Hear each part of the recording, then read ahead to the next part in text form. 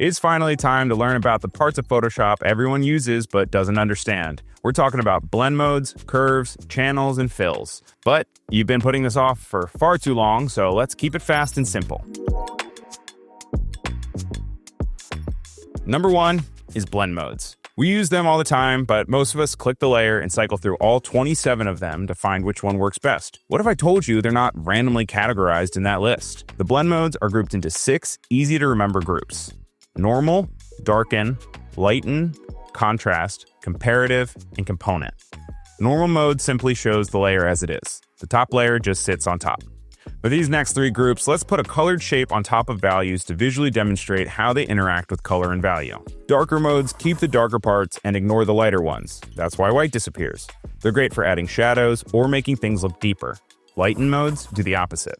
They keep the lighter parts and ignore the darker ones. That's why black disappears here and just changes into the color of the shape that we're blending with. These are great for adding glow or brightening effects. And then we have the contrast group. These modes push darks darker and lights lighter, so the midtones, like 50% gray, become the color of the shape that we're blending. Comparative modes compare. They look at both layers and highlight where they're different.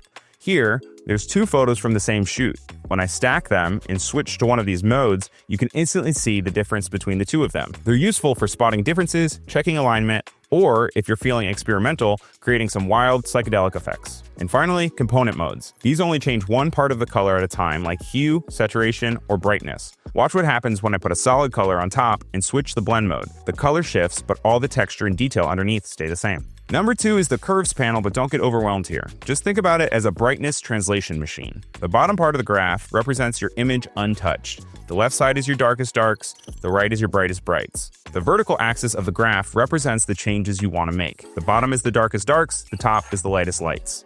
Untouched, the graph starts as a straight diagonal. This is because every brightness stays the same. When you start making changes to the line graph, you're adjusting brightness and darkness. When you click and drag a point up, you're saying pixels that used to be this bright, make them brighter.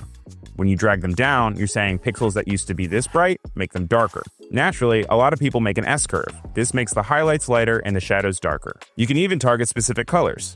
Number 3 is the channels panel. Photoshop builds every image using 3 ingredients: red, green, and blue. That's RGB. To visualize this, I made 3 solid colored circles and I stacked them. Just like we saw earlier with the difference mode, when colors overlap, they interact using math. You can actually see new colors forming where they intersect: cyan, pink, yellow, and white. That is essentially what Photoshop is doing behind the scenes in every single image. So let's move this example to the side and pull up a real photo. I'm also going to open up the channels panel. We're not looking at layers anymore. Now we're looking at the actual color ingredients that build the image. When we click on the red channel, you can see that on the left, the red circle turns bright and the others go dark. On the right, look at the photo. The red dress and umbrella light up. That's because those areas contain a lot of red. White means more of that color. Black means less. The same rules apply for the green channel and the blue channel. This is really good when you're looking at your image to see how the colors dispersed, and also for making really complex selections. You're not guessing anymore, you're looking directly at the color data that builds the image. It's like opening the hood and seeing exactly how the engine works. And that leads us to number 4, opacity versus fill. Both located in the layers panel, it might be easy to miss this one.